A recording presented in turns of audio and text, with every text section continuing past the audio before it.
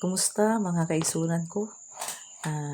Niya kita dinhi kay dunay may tawag or may chat nga unsay ikatubag nining dapita kay dunay usay napatabang kay nasigi ni siya ampo og rosaryo pero nalibog siya gamay. Atong basahon na iyang mga pangutana.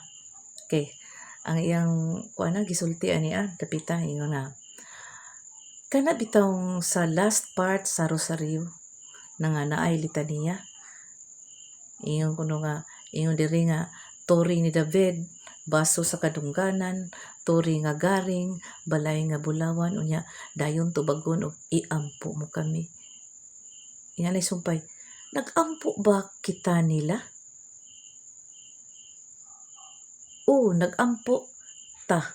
Pero nasayop ning nila. Kay ang gihisgutan ani, ang mahal nga berhen ra.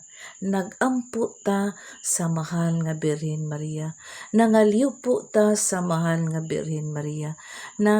Nagdaig ta sa mahal nga Birhen Maria. Mo nang miinta nga, kanang miinga nga, turin, ang mahal nga Birhen Maria, gitawag ka turin ni David. Nganong gitawag mo turin ni David na, lain na po na nga explanation. O doon na pa'y laing topic ana nga magahisgot nga ngano si Maria gitawag nga turing ni David, nganong gitawag nga baso sa kadungganan, nganong gitawag nga kanang turing nga garing, nganong gitawag og balay nga bulawan. Mo na dili ni nag-ampo ba ta nila, nag-ampo ta sa mahal nga Birhen Maria. Nya na imong sumpay, piling ba nako nga kanang piling nako sa akong mabaw nga pagsabot nga midangop o nagpakitabang ta aning butanga. Barikon, piling nako or sa akong mabaw nga pagsabot bidangop or nagpakitabang ta aning mga butanga. Yes, correct. Nagmudangop ta, nagpakitabang ta aning dapita. Sa aman ta nagpakitabang sa mahal nga Birhen Maria. Kaanindot ang atong abyan, mudangop ta sa mahal nga Birhen Maria kay kana si Birhen Maria inahan sa Dios ug langit nung inahan usab nato.